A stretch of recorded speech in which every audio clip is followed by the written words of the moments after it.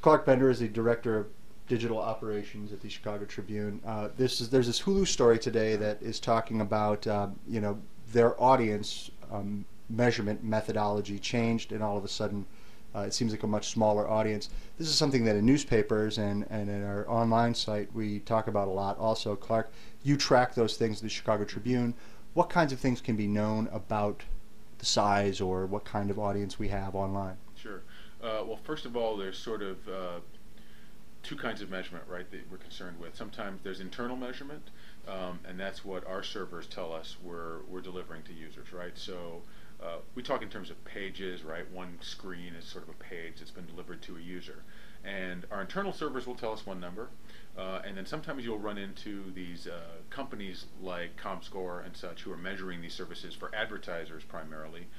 They use different measurement systems, and sometimes those numbers can be very different. So we may say we just created 100 pages for the users, and they may say, no, it was only 10. And then you have arguments to determine, where those discrepancies come about, and then hopefully we all come to a kind of a happy middle point, because one side might be inflated and one side might be too small. So there's a lot of those conversations that go on regarding kind of like how big the measurements are. So these external companies come in because they're trying to measure for advertisers, because the advertisers want to be able to compare sites, and I can't tell you what other people's sites' traffic are, so you need these kind of parties who can tell you, well, here's how many page views this site got, as well as this site, as well as this site. I can only tell you what we got. So what we're talking about here is page views, and what we're not talking about here is actual individual users. Right, which we can also measure. So you can, there's the thing about web metrics is there's so much you can measure.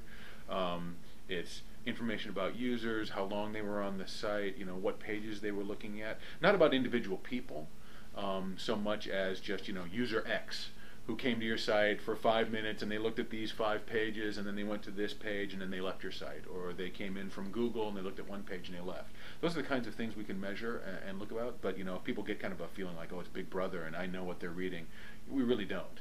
We know sort of things about audiences in aggregate, about big groups of people, and not so much any one individual user. And frankly, when you have as many users coming to our sites as we have, the behavior of one user isn't as useful. We try and measure big groups of people to determine where they're going. Thanks. Yeah, thank you.